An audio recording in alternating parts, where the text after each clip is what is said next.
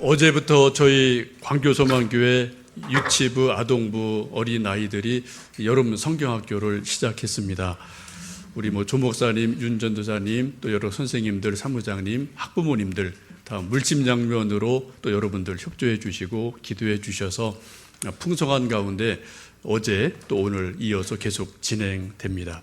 여러 가지 도와주신 모든 분들에게 우리 아이들을 대신해서 감사한 마음을 전해드립니다.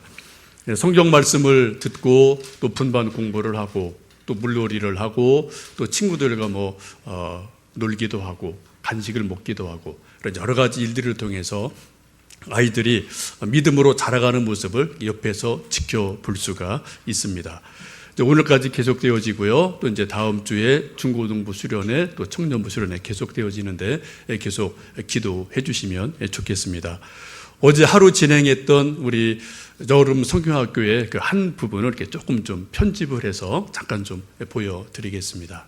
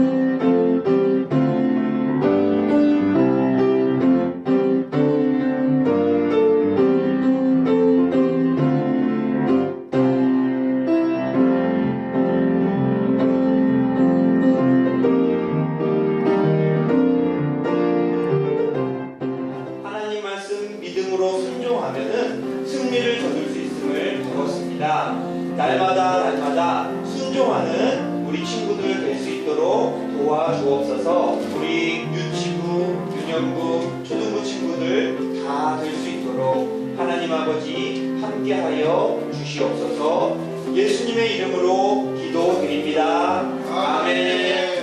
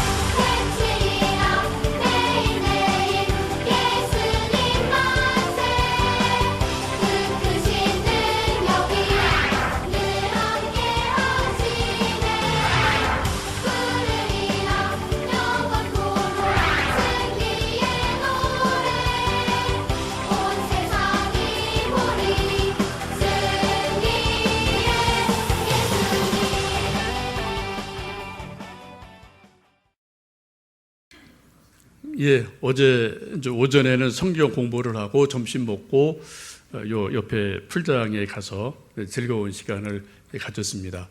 우리 몇몇 젊은 우리 집사님들을 함께 그 속에 들어가셔서 아이들과 더불어 놀아주셨는데 여러 가지 수고에 감사드리고요.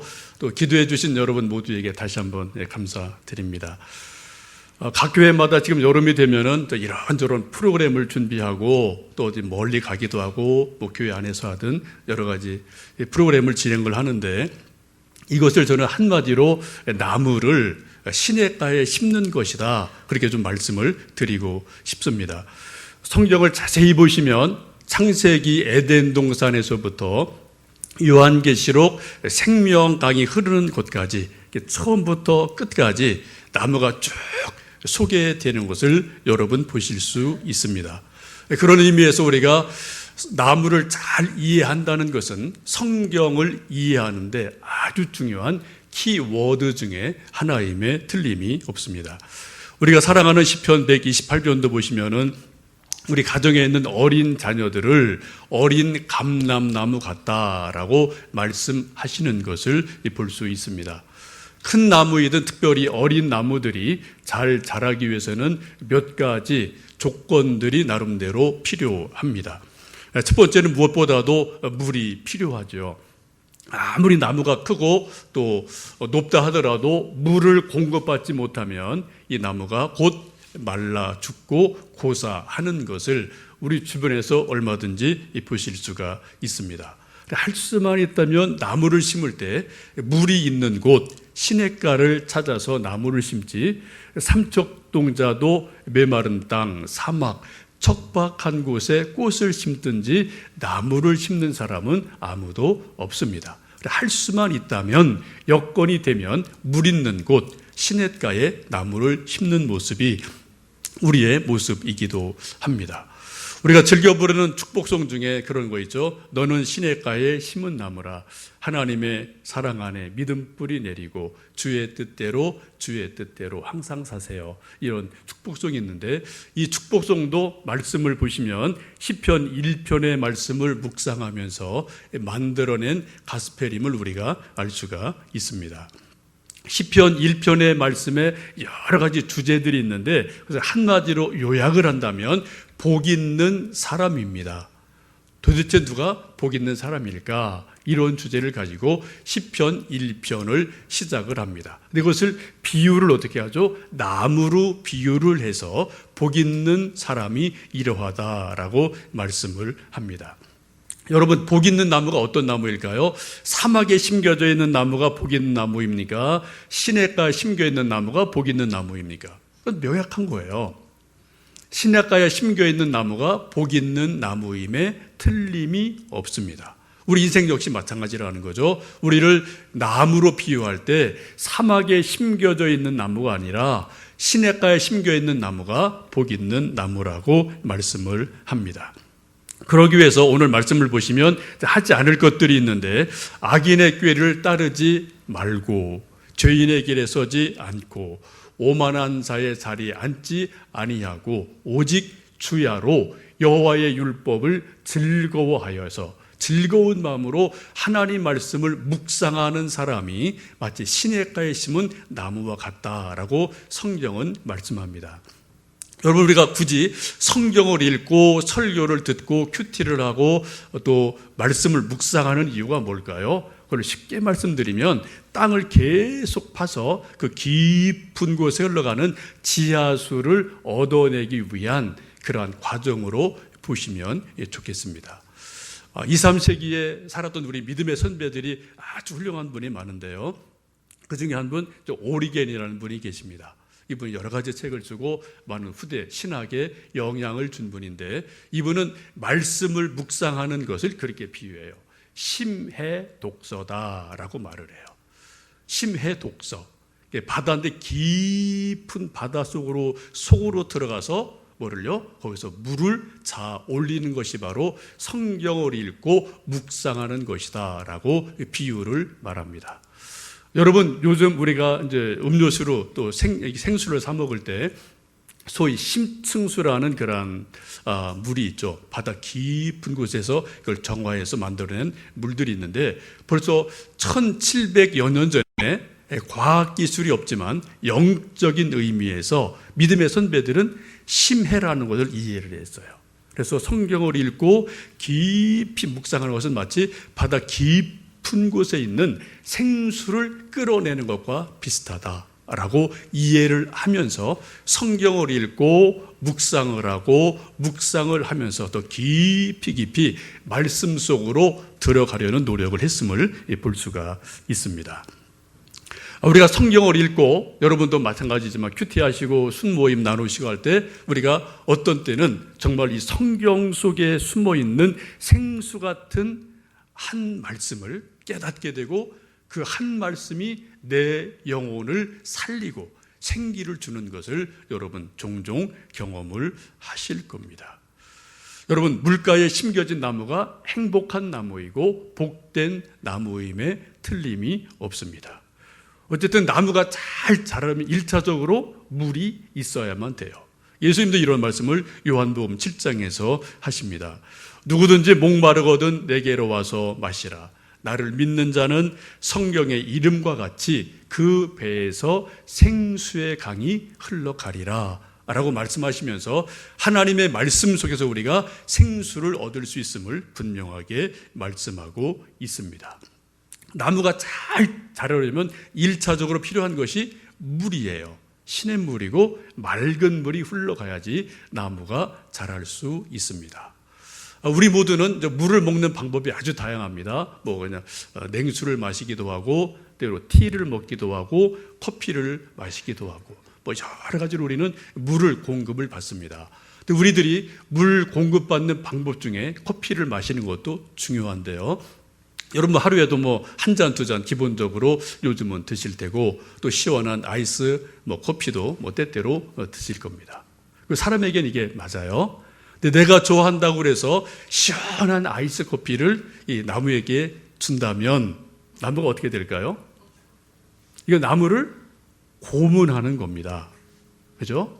우리가 또 뜨거운 커피를 나는 좋아하니까 이 나무도 좋아하겠지 하고 뜨거운 커피를 이렇게 줄줄줄 부어주면은 이건 완전히 물 고문하는 거예요. 그렇죠? 그럼 혹시 여러분 키우시는 화분이나 나무 가운데 좀 마음에 안 드는 나무가 있다면, 화분이 있다면 한번 시험 삼아 해보세요.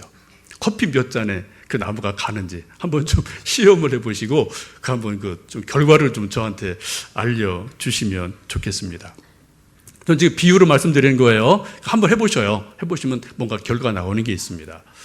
이건 우리 인간을 나무라고 볼 때 성경은 분명히 우리를 나무라고 말씀하시니까 우리 나무인 인생도 생수를 계속 공급받으면 우리 속사람 영혼이 건강하게 살아갑니다.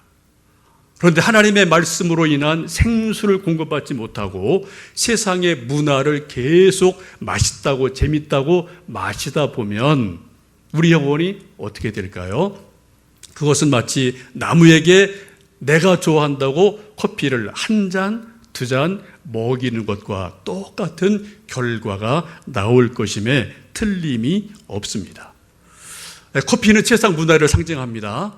물은 하나님 말씀을 상징합니다. 우리 모든 인간은 몸을 가지고 이 세상을 살기 때문에 우리는 커피를 마셔야 돼요. 세상 문화와 완전히 동떨어져서는 살 수가 없습니다.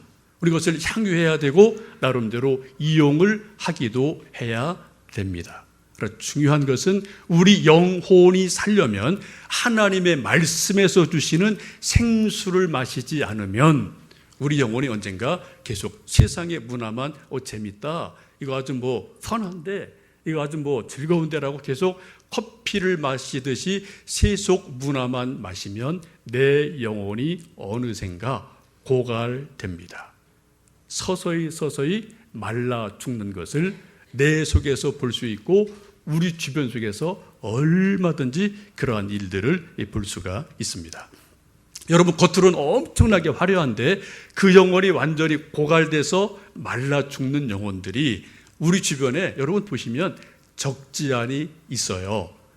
이해가 딱 맞을지 모르겠지만 몇 년 전에 죽은 마이클 잭슨이라는 세계적인 팝 황제가 있습니다. 여러분 다 그 노래 나름대로 즐겨 들으셨고 또 우리가 또 오다가다 라디오에서 많이 들었던 정말 노래 잘하는, 어릴 때부터 노래를 잘하는 신동이었죠.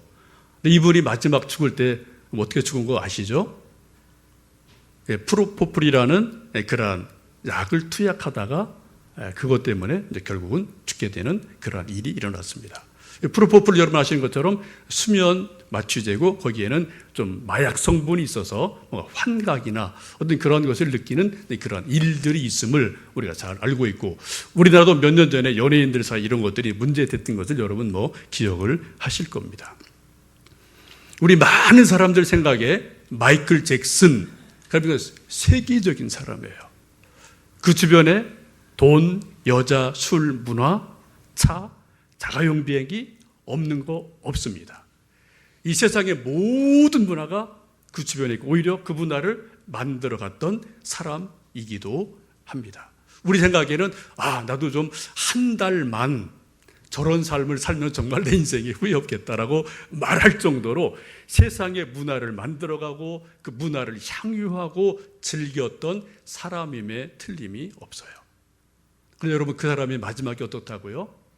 프로포폴이라는 약에 의지하지 않고는 자기 생명을 견딜 수가 없고 마지막에 그것 때문에 자기 인생이 마감되는 그러한 일들을 우리가 볼 수가 있습니다. 여러분, 세상 문화가 참으로 좋은 것이지만 생수 없이 세상 문화에 취하는 것은 마치 나무가 생수를 마시지 못하고 계속해서 커피만 마시는 것과 크게 다르지 아니할 것입니다. 우리가 성경 학교를 하고 어린 아이들에게 말씀을 공부하고 이런저런 것을 하는 이유가 뭘까요? 그 어린 나무들에게 하나님의 생수의 말씀을 한 잔, 두 잔 주고 또 그들을 이 시냇가에 심어드리는 일임에 틀림이 없습니다. 성경 말씀을 듣고 분명 공부를 하고 물놀이를 하고 간식을 먹고 이렇게 쭉 하면서 아이들 생각이 뭐예요? 하나님이 참 좋은 분이구나. 교회가 좋은 곳이구나. 친구들이 참 좋은 거구나. 예수님 믿는 게 참 즐거운 일이구나. 이런 것들을 아이들이 다 인식하지 못하겠지만 느끼게 됩니다. 조금씩 그들의 마음속에, 그들의 영혼 속에 그런 것들이 스며들게 되고 그런 과정을 통해서 그 어린 아이들의 영혼이 건강하게 자라갈 수가 있게 됩니다. 성경을 보시든 인류 역사를 보면은 위대한 사람들이 했던 여러 특징 중에 하나는 나무를 심는다는 겁니다. 하나님도 에덴 동산을 창설하시고 나무를 심으셨어요. 선악과와 생명나무를 심으셨습니다. 또 성경에 쭉 나무가 나옵니다. 그리고 마지막 요한계시록에도 생명강가에 또 생명나무들을 심어 놓으십니다. 창조주 하나님도 나무를 심으신 분이에요. 우리 인간 역사를 봐도 위대한 많은 사람들의 하는 일 중에 하나는 나무를 심는 사람들임을 보게 됩니다. 여러분 좀 책 읽으셨겠지만 프랑스의 장 지오노라는 사람이 쓴 책 나무를 심은 사람들이라는 책을 여러분 읽어보셨을 겁니다. 이것은 실화를 근거로 한 단편인데 이 장 지오노라는 사람이 1차 세계대전이 일어나기 얼마 전에 프랑스 남부 프로방스 지방을 쭉 며칠간 걷다가 정말 놀라운 일을 자기가 보게 되고 근데 감동을 받은 것을 가지고 책을 쓰게 되죠. 이 아름다웠던 이 남부 프로방스 지방의 산들이 가보니까 뭐예요? 다 황폐가 됐어요. 풀밖에 없는 정말 황량한 그러한 곳으로 변해진 것을 보게 됩니다. 그 이유를 알아보니까 그 산골에 살던 많은 사람들이 이제 먹고 살기 위해서 나무를 베어서 숯을 만들고 숯을 만들다 보니까 나무가 하나 둘 잘려나가게 되고 어느새 세월 흐르는 가운데 나무 없는 민둥산이 되고 맙니다. 그때 우연히 한 사람을 발견하게 되는데 부피에라는 50대 중반의 양치기 한 사람을 만나게 됩니다. 그 집에서 하루 이틀을 머물면서 그 사람의 삶을 쭉 지켜보면서 놀라운 일을 발견을 하게 돼요. 양을 치러 나가서 양을 풀밭에 놓고 어떻게 해요? 이 부피에라는 사람이 지팡이를 가지고 땅을 콕콕 찍어서 거기다가 뭔가를 심게 됩니다. 보니까 도토리를 심는 것을 봅니다. 매일 100알씩 그렇게 도토리를 그 황량한 산 이곳저곳에 심게 돼요. 약 3년간 한 10만 개 이상의 도토리알을 산 이곳저곳에 매일 꾸준히 도토리를 심습니다. 3년이 지나고 나서 그 10만 개 중에 거의 많은 곳은 죽게 되고 약 2만 개 정도가 싹이 나서 조그마한 나무들이 되어지고 그것이 쭉쭉쭉 자라가서 수십 년이 지나면서 그 주변 전체가 거대한 숲으로 변해가는 놀라운 일들이 일어나게 됩니다. 혹시 여러분 그 책을 보신 분도 계실 것 같고요. 또 이제 인터넷에 보시면은 나무를 심은 사람이라고 검색하시면은 이게 애니메이션으로 나와 있어서 30분짜리가 있는데 아주 볼만한 그러한 내용이기도 합니다. 우리나라 작가 가운데 이윤기라는 작가가 있는데요. 이분은 이제 소위 그리스 로마 신화의 대가입니다. 자칭 한국에서는 1인자예요. 그분이 이제 그런 책을 많이 번역하고 관련된 책도 많이 썼는데 이분이 어떤 방송에서 인터뷰를 하면서 그런 얘기를 한 적이 있습니다. 자기 인생을 AD와 BC로 나눌 때 자기 인생의 AD, BC를 나누는 결정적인 사건이 뭐냐? 바로 이 나무를 심은 사람. 이 책을 읽기 전과 읽은 후가 자기 인생이 확 달라졌다라고 고백을 합니다. 좋은 책 한 권이 한 사람의 인생을 바꿔요. 가치관을 바꿉니다. 그처럼 힘 있는 그런 책이기도 합니다. 이번 여름에 여러분 혹시 먼저 휴가 때 좀 시간이 되시면 한번 좀 책을 보셔도 좋을 것 같습니다. 어쨌든 예나 지금이나 생각 있는 사람들, 뜻 있는 사람들은 나무를 심는 사람들임에 틀림이 없습니다. 옛날 우리나라 동양에서도 보시면은 이제 옛날 훌륭한 왕들의 기준이 아주 많아요. 근데 그 많은 기준 가운데 중요한 게 뭡니까? 치산, 치수를 잘하는 왕을 훌륭한 왕으로 꼽습니다. 중국도 그렇고 우리나라 전통에도 그런 것들이 여러 가지로 있습니다. 우리나라 조선조의 세종실록, 세조실록을 보시면 나무를 얼마나 조선조에서 가꾸고 잘 보호했는지 그러한 기록들이 있어요.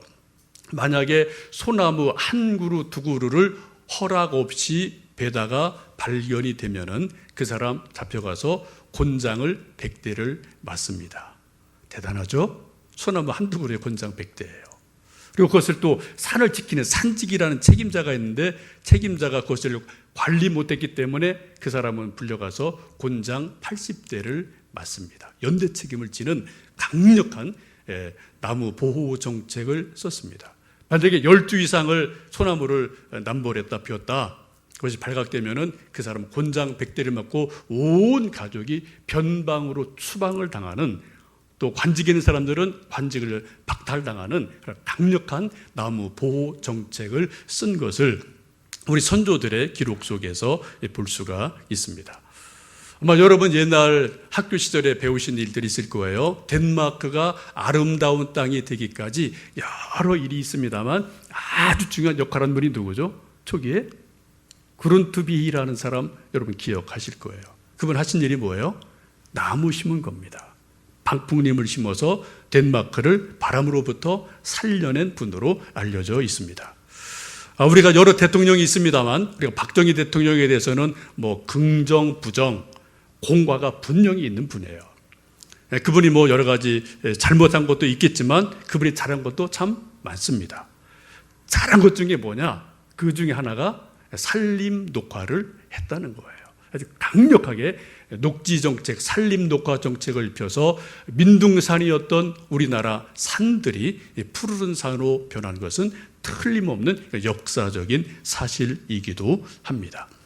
많은 전문가들은 우리나라의 이런 산림들이 주는 경제 효과를 1년에 적어도 100조 이상이라고 평가를 하고 있어요. 대단한 거죠. 나름대로 이렇게 나무가 주는 효과가 우리 간접적으로 대단히 많다. 이것을 우리가 볼 수가 있습니다. 예나 지금이나 뜻 있는 사람들, 생각 있는 사람들은 나무를 심는 사람들입니다. 더 큰 뜻 있는 사람들은 이 나무뿐 아니라 사람 나무를 심는 것들이 있음을 보게 됩니다. 그래서 예수님도 사람 나무를 심으셨고요. 교회에서도 결국은 교회학교를 하고 이런저런 걸 하는 것도 결국은 어린 묘목들을 하나님의 정원에 시냇가에 심어드리는 그런 곳으로 보겠습니다. 시편 92편에 보시면 이렇게 말씀합니다. 믿음의 사람들이 누구냐? 하나님의 뜰에 하나님의 정원에 심긴 백향못 같고 종려나무 같다라고 말씀해요. 우리 모든 인생들이 누구냐? 하나님의 뜰에 하나님의 정원에 심긴 백향목이고 또한 종려나무다라고 성경은 말씀을 합니다. 우리 교회도 성경학교를 통해서 이런저런 중고등부 수련을 통해서 어린 나무들을 하나님의 뜰에 심어드리는 그러한 일들을 저희들이 하고 있습니다. 지금은 어리지만 이제 5년, 10년이 지나면 이 어린 나무들이 크게 자라서 꽃을 피우고 열매를 맺는 귀한 일들이 일어날 것임에 틀림이 없습니다. 여러분 뭐 아시는 것처럼 이런 말이 있죠. 1년을 거두려면 곡식을 심어라. 10년을 거두려면 나무를 심어라. 100년을 거두려면 뭐를요? 사람을 심어라. 사람을 키워라. 그런 말이 우리 선조들의 말이고 이것은 뭐 옳은 말임에 틀림이 없습니다. 나무가 잘 자라기 위해서 여러 가지 조건이 복합적으로 필요합니다. 첫 번째는 해가 필요하죠. 하나님의 사랑입니다. 두 번째는 물이 필요해요. 저는 그것을 사람들의 사랑과 관심으로 보고 싶습니다. 또 하나는 영양분이 필요합니다. 지식, 지혜, 공부해야 돼요. 또 하나 뭐가 필요합니까? 바람이 필요해요. 아무리 모든 것이 다 갖춰져 있다 하더라도 바람이 불지 않으면은 그 나무가 건강하게 자라갈 수가 없습니다. 사진 하나를 좀 보여드리겠는데요. 제가 엊그제 제 방에서 놀라운 일을 봤습니다. 우연히. 뭔지 좀 아시겠습니까? 예, 제 방에 있는 거예요. 제가 이제 3년 전에 개척하면서 그때 여러분들이 오셔서 축하의 난을 받은 여러 개 주고 가셨어요. 그래 이제 뭐 나눠드리기도 하고 이제 몇 개는 제 사무실에 들여놨습니다.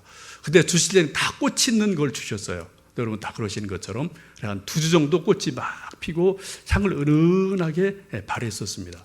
한 2주 지나니까 이제 꽃이 뭐 지더라고요. 그리고 저도 이제 뭐 물 주고 또 봄이 되면 꽃이 좀 피려나 했는데 2년째도 안 피고요. 3년째도 안 피고요. 이게 좀 답답하더라고요. 그러다가 버릴 수도 없고 또 언젠가 꽃이 피겠지라는 마음을 가지고 계속 난 화분을 지켜봤는데 아무런 변화가 없었습니다. 그래서 제가 난에 대해서 놀라운 것을 깨달은 것은 여러분 혹 기억하실지 모르겠습니다. 한 2달 전쯤에 제가 성령 강림 주일에 성령님은 불과 같다. 또 성령님은 뭐와 같다고요? 바람과 같다. 그래, 바람의 중요성을 제가 말씀드린 적이 있습니다. 근데 그 전에 제가 어디 화원에 갔다가 좀 궁금해서 그냥 무심코 한 두어 분에게 물어본 적이 있었다고 말씀드렸죠. 제 사무실에 난 화분이 있는데 살아있는데 싱싱한데 꽃이 안 핍니다. 이게 뭐가 문제입니까? 라고 질문했을 때 그분들이 하신 얘기가 뭐라고요?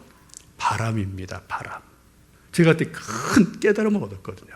그때부터 제가 가능하면은 창문을 좀 열어놨습니다. 또 여름이 되면서 좀 뭐 이참 저참 바람도 쐬야 되니까 문을 좀 열어놓고 제가 퇴근할 때도 밤에도 창문을 가능한 한 열어놓고 갔어요. 물론 먼지 들어오고 조금 좀 불편한 게 있습니다만 그거대로 하고 일단 좀 난한테 바람 좀 쐬어줘야 되겠다라는 생각이 들어서 한 2-5달 가능한 한 창문을 열어놓고 이렇게 좀 쭉 바람이 통하도록 나름대로 했어요. 근데 제가 엊그제 우연히 봤어요. 어느새 저 죽어있는 것 같은 난에서 꽃대 2개가 이렇게 쭉 올라와서 지금 저 정도 올라온 겁니다. 아마 며칠 있으면 저게 또 꽃을 피우지 않을까 싶습니다. 여러분, 바람이 이처럼 중요합니다. 우리 인생을 나무라고 볼 때 우리 인생을 흔들어주고 우리 인생 안에서 뭔가 변화를 주시는 게 뭐라고요? 성령의 바람이에요. 성령의 바람이에요. 여러분, 성령의 역사하심 속에 내 자신을 맡겨보신 적이 있으십니까? 성령님, 내게 역사해 주십시오. 나를 좀 터치해 주십시오. 내게 좀 뭔가 깨달음을 주십시오. 나를 흔들어 주십시오.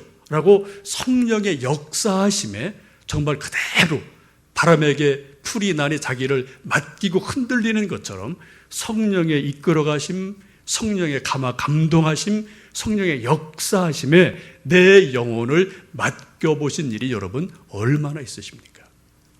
나무가 잘 자라기 위해서 해 필요합니다. 물 필요합니다. 영양분 필요합니다. 그럼 그 무엇보다도 바람이 불 때 그때 비로소 그 속에 숨어있던 생명의 가능성들이 마치 저 난처럼 어느샌가 성령의 역사하심 속에서 우리 속에서 꽃대가 올라오고 아름다운 꽃을 피울 줄로 믿습니다. 여러분, 우리에게는 자기 경험이 있어요. 자기 지식이 있습니다. 자기 정보가 있습니다. 이건 어느 누구 깨뜨릴 수 없는 강력한 거예요. 그러나 우리가 정말 하나님을 의지한다면, 성령님을 정말 의지한다면 성령님 제 속에 말씀을 통해 깨달음을 주십시오. 기도할 때 감동이 일어나게 해 주십시오.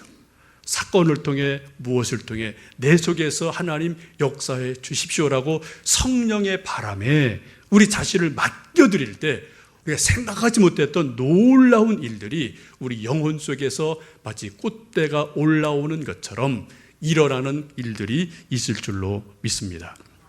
이제 저는 저대로 한 그루 나무입니다. 여러분 나름대로 한 그루 인생 나무셔요.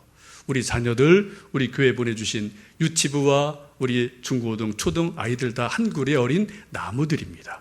이제 성경학교를 통해서 우리가 그들을 시냇가에 심어드리고 말씀으로 양육을 하고 기도를 양육하면서 그들이 자라서 언젠가는 교회의 기둥이 되고 이 민족의 기둥이 되고 통일한국의 기둥이 되어지고 가정의 기둥이 되어지는 놀라운 역사가 말씀을 읽고 묵상하고 시냇가에 심어가는 일들을 통해서 저는 저대로 여러분대로 교회는 교회대로 그러한 은혜가 임하기를 간절히 축원합니다. 함께 기도하겠습니다.